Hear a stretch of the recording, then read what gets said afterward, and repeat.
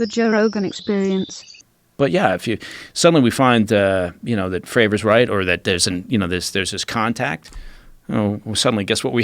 That's it. That's the top concern at that point. That's number one. Right. Yeah. So. I mean, the hope is always that if we're about to nuke ourselves into another dimension, that the aliens will come down and go, "Hey, dummies!" Just like a 1950s movie. Yeah. Hey, you fucking idiots! Stop doing that. The Day the Earth Stood Still. Yeah, Wasn't that one of them? Yeah. Klaatu Barada Niktu. Wow. Remember that? Look at you. Yeah. That's pretty impressive, actually. Day the Earth Stood Still is a great fucking movie. It was a great movie. It's weird. It's like a time capsule, right? Because what they thought it would look like, and the robot. That's just No, it is. It's I love the movie. I tried to get my boys to sit and watch it not too long ago, and they were like, "Really, Dad? This is what you spend your time watching?" And, you know what was interesting? I was like a normal thing that the family took the alien in their house. Yeah. Come on in, stay with us, strange person from another land. Why wouldn't you? Yeah, why wouldn't you? He's talking to the kid. Like you're not even a little suspicious. You don't think this guy might be a creep? What's your favorite movie of sort of alien space genre movie? Well, I like the best one is Alien, the Sigourney Weaver movie. I think the first one. Yeah, that's most likely what alien life is going to be like. Some horrific parasitic fucking creature that eats everything it finds. Yeah. That to me seems likely. Yeah. That seems more likely. I remember sitting in the theater when that movie came out, watching it, and when it popped out of that guy's chest, he was, I mean, the entire theater jumped. Yeah. Right? It was just crazy. But people, it's hard because you watch that movie today and you're watching it having seen all the other movies that it's affected and all the other science fiction genre movies and special effects movies, but that movie was special. Yeah. In 1979, when that movie came out, that was a special movie. That was a fucking horrifically scary movie, and it was realistic. Like there was no cut the shit scenes. Everything seemed legitimate. The creature was completely unique. Weaver was hot. Hot as fuck. Yeah. Woo. I mean, honestly, we're looking at pictures of Liz Hurley. We should be looking at Sigourney Weaver. And that's a great movie where a woman is the hero, and you're not flinching. There's no part where you're going, what is she doing? She's kicking everybody's ass. Get the fuck out of here.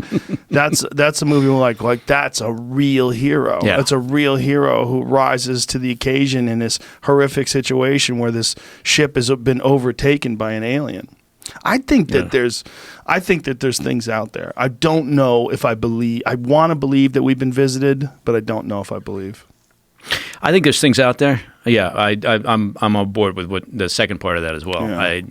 I don't know. I find it hard to believe it would be such a secret, but and also knowing the U.S. government. Look, I mean, it's harder to find out from the network when they're going to start this show than it is getting secrets out of Washington, D.C., right? So I'm thinking we would have known for now if it had happened, but I do believe there's other shit out there, right? I can't believe we're it. No, I don't think we're it. But maybe we're being hopeful. I can't believe we're it. I mean, but But I'm also fascinated to think that if they did know that that something was here, that they would visit it occasionally. Drop in on it occasionally for a scientific expedition, just see what the fuck we're up to. Yeah, unless they just got so disgusted the last time, they just thought, that's it, I'm done. I don't think so. We don't get disgusted. We don't get disgusted when we go visit baboons. When we study baboons, scientists return. Robert Sapolsky, he spent many years going back and forth to Africa studying baboons. And baboons are boring as fuck compared to people. if you weren't a person, if you were from some enlightened race, a million years advanced from us, you would be so fascinated to come by and look at people. Yeah, although they probably look at us like we're a bunch of shit-flinging monkeys, so I think you're probably right. Yeah. I mean, if we had a time machine, tell me it wouldn't be amazing if there was a time machine, but it could only go back 500,000 years ago to the beginning of man. Like the early, whatever ancient hominid that was alive back then. God damn, that would be fascinating. To be a fly on the wall and watch these primitive humanoids try to figure out fire and try to figure out hunting and become what we are today. Yeah, yeah. Oh, there would probably be moments, right? Yeah. I wouldn't want to sit and watch the whole thing because I think that would be, boring as shit. I mean, come on, just get on with it. Chip that rock into a circle, do something with it. Come on, but I think that you're right. I mean, if there's higher life forms out there, and you'd have to assume they are higher life forms if they're traveling, these distances. And again, looking at the issues of propulsion systems for hypersonic flight, et cetera. Would they look at this bunch of folks down here and think, just not interested? I don't know. I think at a certain point in time, it would be unnecessary to physically visit. I feel like maybe they're watching us through the Samsung TVs. Yeah. See, it all comes. That's the thing about it. It all comes back around full circle. Yeah.